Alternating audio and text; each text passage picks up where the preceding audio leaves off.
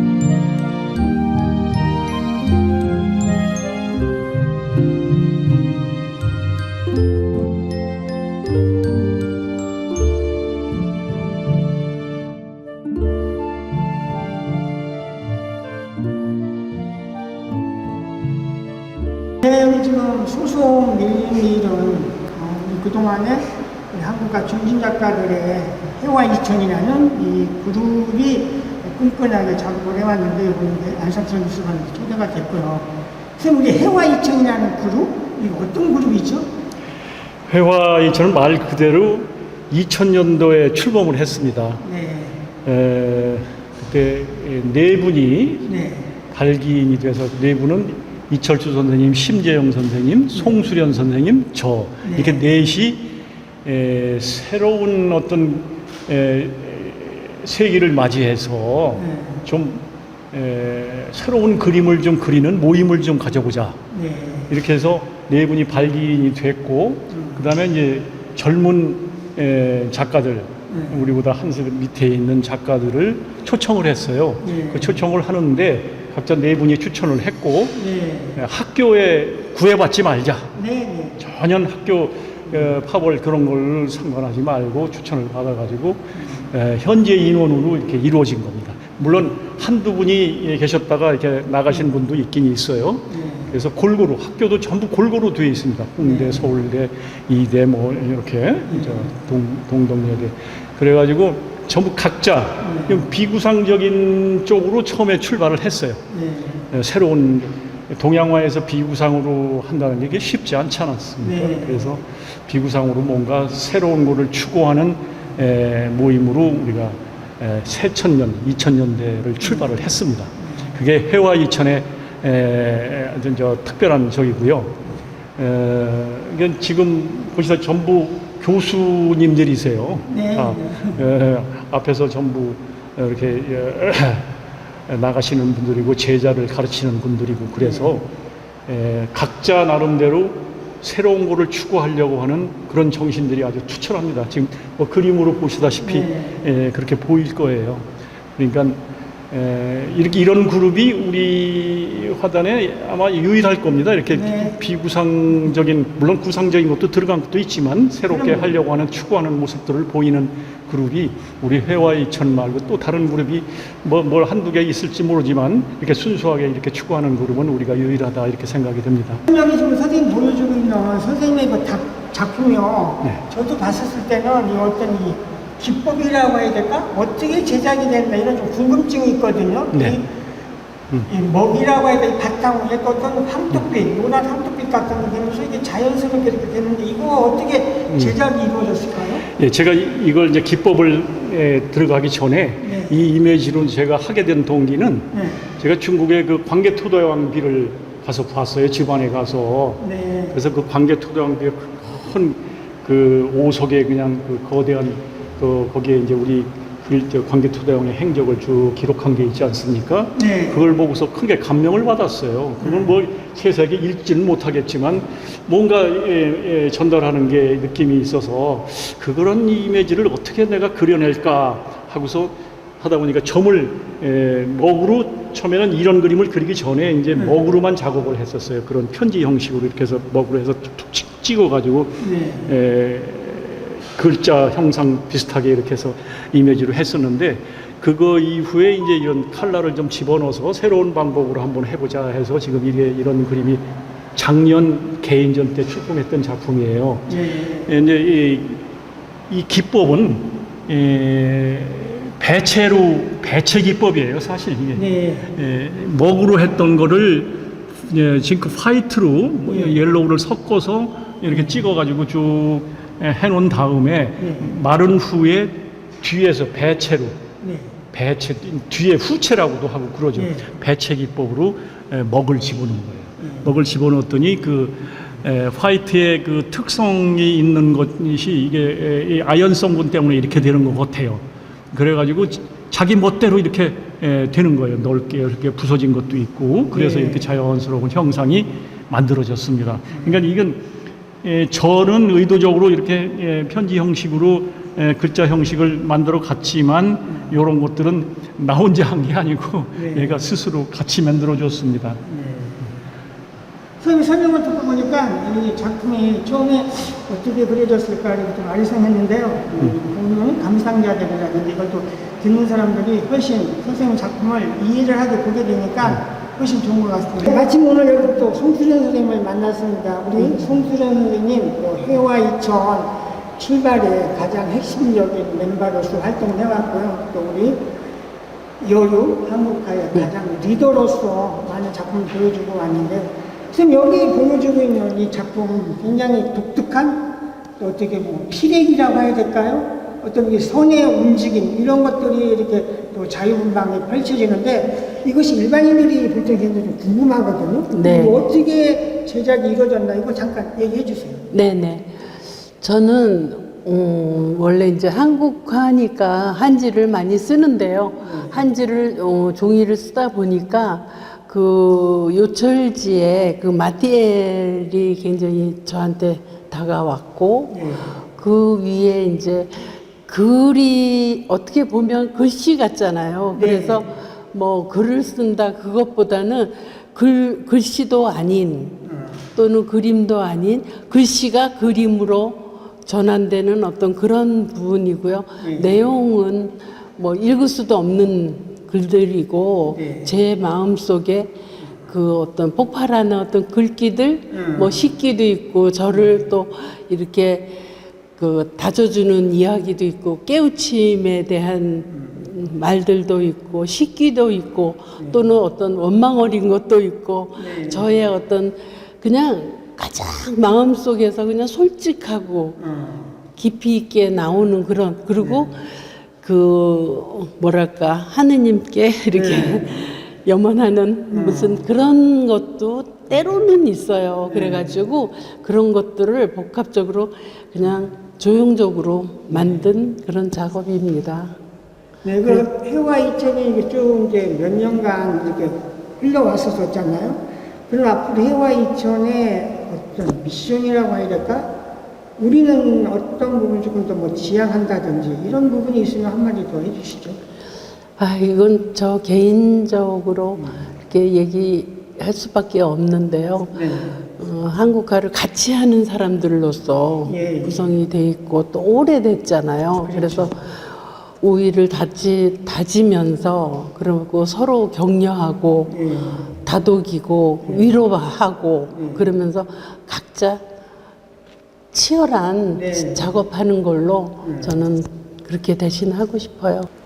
끝으로요. 네. 그 미술관에서 이렇게 좋은 전시를 네. 유치해 주셔서 네. 저희로서는 정말 감사하고 고맙고 그렇습니다. 그리고 지금 또 소장님께서 말씀하신 대로 그렇게 봐주시니까 네. 특히 저희가 감사드립니다.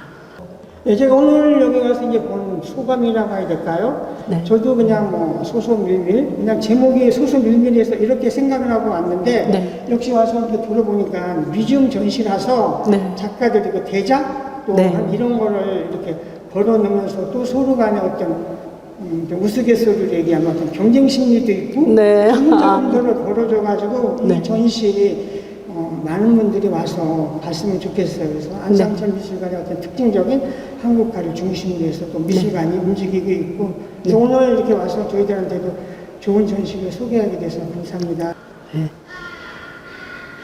네, 여기 지금 전시 작품 중에 우리 심재영 선생님 작품을 만나게 됐는데요. 선생님, 이 작품 어떤 작품이죠?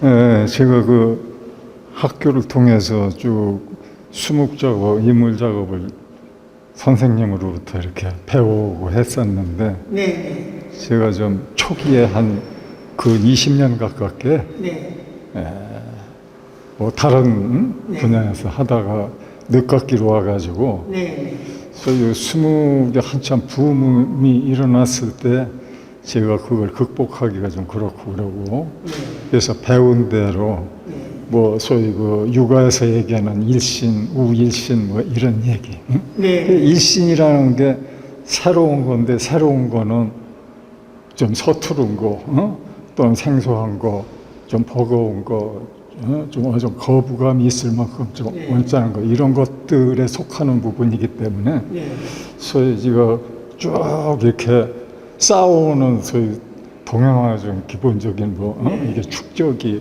부족한 사람으로서 무법에서 좀 출발해보자. 법 없이 내가 지금 살아온 그대로 한번 여기다 하자 해가지고선 이 바탕은 흙입니다, 이게. 그래서 쭉 전통적으로 이게 밑그림을 그리고 차곡차곡 이렇게 한 게 아니고 처음부터 이미지 하나는 도시의 난개발, 뭐 산업화되면서 이런 것들이 그냥 문어발식으로 이렇게 되기 때문에 환경의 재해를 스스로 초래하는 그런 부분이 있는 거 어떻게 표현할까? 그러다가 뭐 뿌리고 긋고 뭐 해가면서 겹겹이 쌓은 다음에 외광 윤곽을 이렇게 거꾸로 균합법적으로 이렇게 작품을 하는 데까지 완성했다고 이렇게 생각하면 돼요. 선생님 설명을 듣고 보니까 훨씬 작품을 저희가 이제 이해하는 폭이 넓어졌고요. 이해를 하게 보게 되니까 선생님 작품을 또 새롭게 보게 되는 그런 계기 말씀해 주셨습니다. 네, 감사합니다. 네, 감사합니다. 여기 지금 보여주고 있는 작품은 이제 김기현 선생님 작품인데요. 어떤 이 수묵으로 대범하고 어떤 거침없는 이런 거를 이렇게 보여주고 있는 작품인데요. 선생님 이 작품 어떤 작품이죠? 예, 지금 말씀하신 거나 마찬가지로 그것은 무슨 어떤 특정한 사물을 그린 것이 아니라 큰 대붓을 가지고 순간에 휘둘러서 제 나름대로는 글씨와 그림 사이다 이런 것을 붙여봤는데 그림과 서화지간이라는 이런 걸 붙여보게 됐습니다. 어떻게 보면 글씨도 같고 어떻게 보면 형상도 같아서 그런 그 수묵으로 붓을 움직이는 그 자체를 그 행위 자체에서 저는 그 찾고 있습니다. 그래서 드러나는 형상을 그때 이렇게 늘어놓고 보면서 이것은 뭐 사람이 운동하는 느낌도 있고 어느 것은 뭐 뛰는 느낌도 있다. 이렇게 또 보여지는 사람에는 그렇게 보일 수도 있지만 저는 그 행위에서 그런 그 작업을 특징을 찾고자 했습니다. film 작품이 거의 그 수묵 일반적으로 이제 작품을 해오신 것 같은데요. 선생님에게서 어떤 수묵이라는 어떤 장점이라고 해야 될까요? 여기에 대해서는 조금 더 얘기 좀 해주시죠. 제가 이 수묵화를 고집해 오게 된 원인은 그 우리 한국화, 동양화가 그 원료를 찾다 보니까 불교 선종하고 맥이 닿는데 선종의 발전과 수묵화가 딱 같이 연결이 되더라고요. 선종이 중국에 퍼지면서 그 이전에 당대의 채색 위주의 그림이 수묵화로 바뀌는 것을 보면서 그 원료를 한번 저도 추적해서 공부해보자 하다 보니까 자꾸 수묵 쪽에 치중하게 됐었습니다.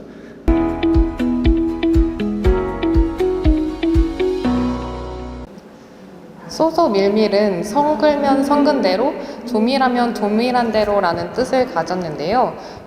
동양화에서 여백이 있는 곳은 더욱 여백을 주고 밀도가 있는 것은 더욱 밀도를 높이는 기법을 의미합니다.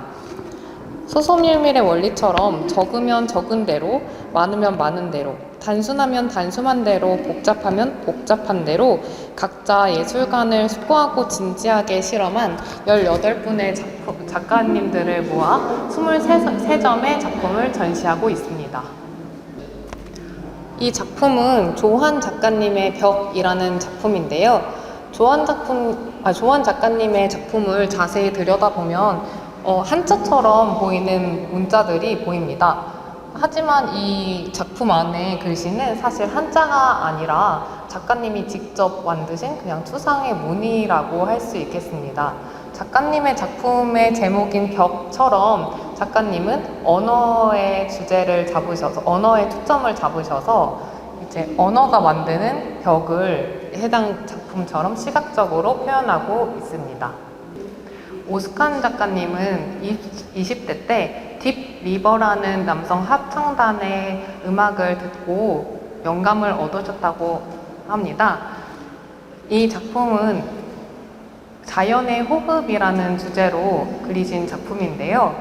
모래사막에 생기는 자연스러운 그 바람의 흐름을 형상화했다고 생각하면 됩니다.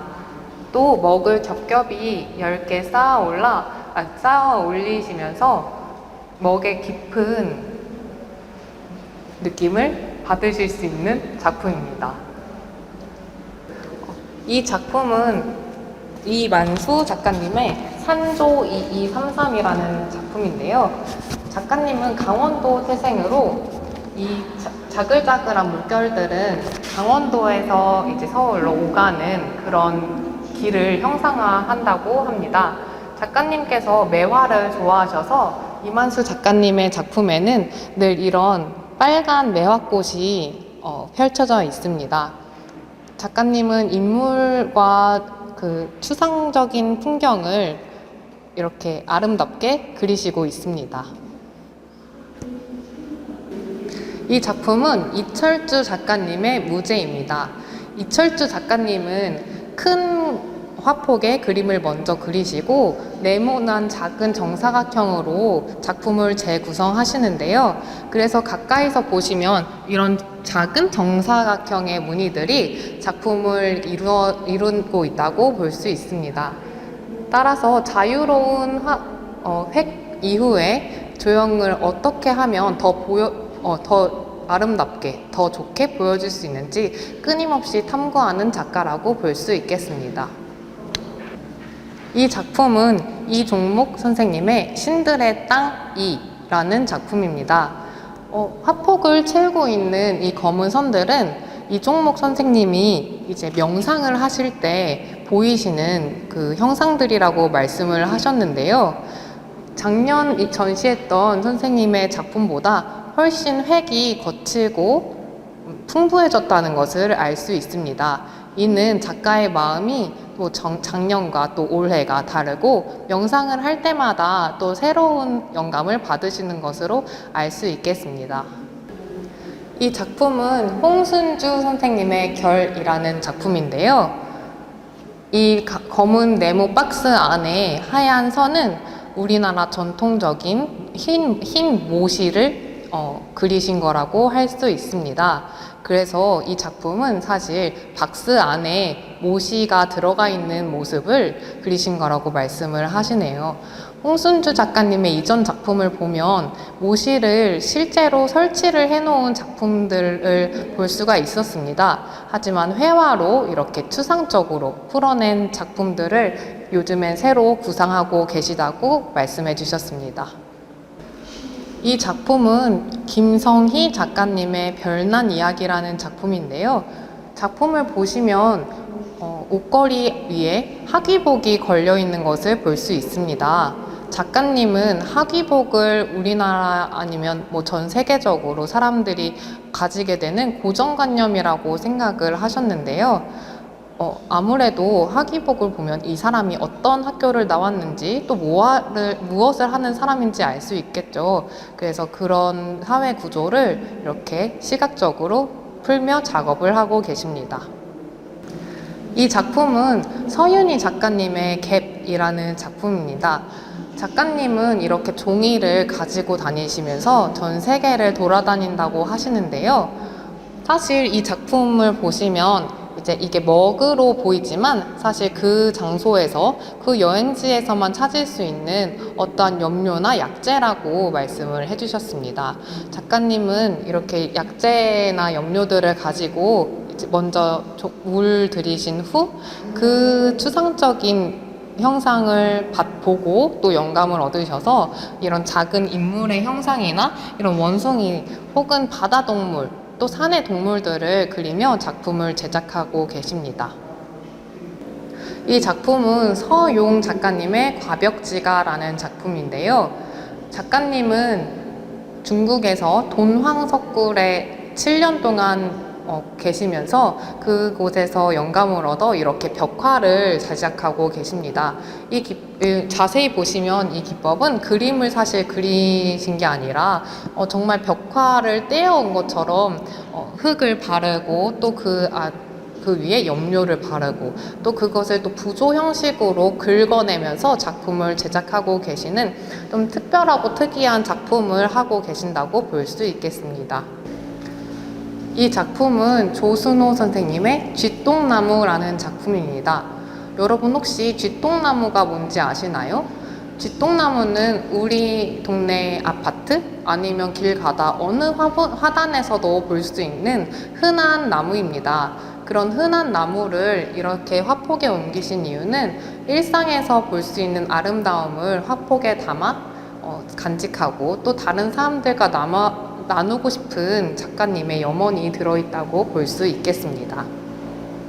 이 작품은 한기창 선생님의 혼성의 정원이라는 작품입니다.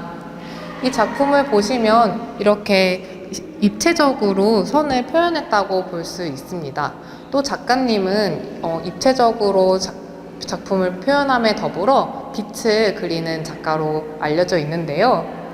염료들을 이제 뿌리면서 작품을 제작하고 또 다각도에서 또 왼쪽에서 보면 왼쪽 면이 오른쪽 면에서 보면 오른쪽 면이 보이며 여러 가지 시점으로 볼 수 있는 그런 작품을 제작하고 계십니다. 이 작품은 신학 작가님의 무진장이라는 작품입니다. 작품을 자세히 들여다보면 한자가 이렇게 써져 있는 걸 볼 수 있고요. 또 아래쪽을 보면 LED 전등이 발밑과 작품을 비추고 있는 것을 볼 수 있습니다. 작가님은 초창기에는 평면 회화에서 시작하셨지만 작품을 또 그린다기보다 본인은 만들어낸다고 말씀을 하셨습니다. 따라서 입체와 또 다양한 실험적인 재료를 사용하신 것에 중점을 두고 이렇게 설치나 오브제 작업을 하시는 것에 중점을 두는 작가님이십니다. 이 작품은 이승철 작가님의 한지 책장이라는 작품인데요.